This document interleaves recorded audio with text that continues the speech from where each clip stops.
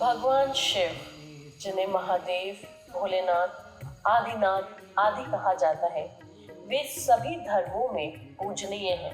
शिव की वेशभूषा ऐसी है कि प्रत्येक धर्म के लोग उनमें अपने प्रतीक ढूंढ सकते हैं। ब्रह्मा, विष्णु और सभी देवी देवताओं सहित भगवान राम और कृष्ण भी शिव भक्त हैं। हरिवंश पुराण के अनुसार कैलाश पर्वत पर कृष्ण ने शिव को प्रसन्न करने के लिए तपस्या की।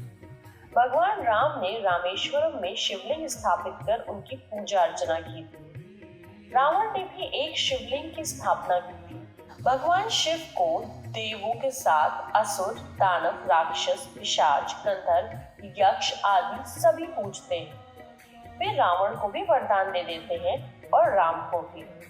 उन्होंने भस्मासुर, शुक्राचार्य आदि कई असुरों को वरदान दिया है। शिव सभी आदिवासी, वनवासी जाति, वर्ण, धर्म और समाज के सर्वोच्च देवता हैं।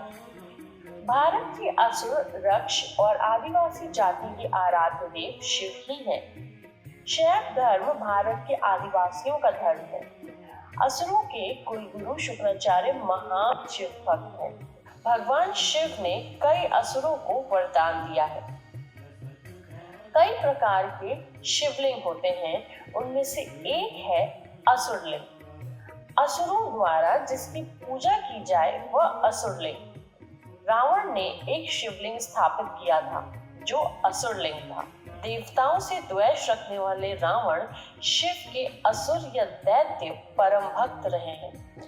इसी तरह राक्षस और दानवों के शिवलिंग भी अलग अलग होते हैं।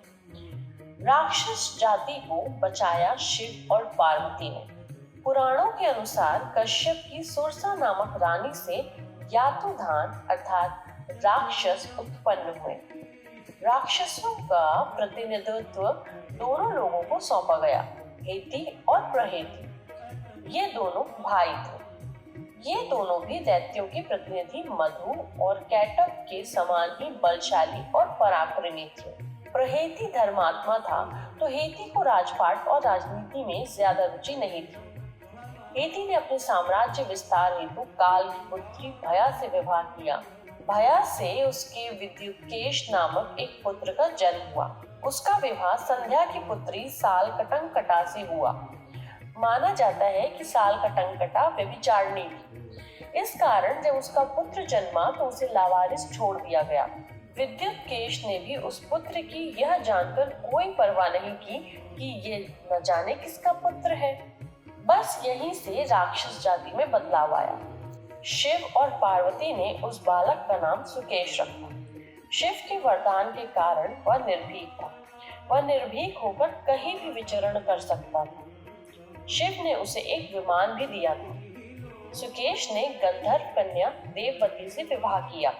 देववती से सुकेश के 3 पुत्र हुए, माल्यवान, सुमाली और माली। इन तीनों के कारण राक्षस जाति को विस्तार और प्रसिद्धि प्राप्त हुई।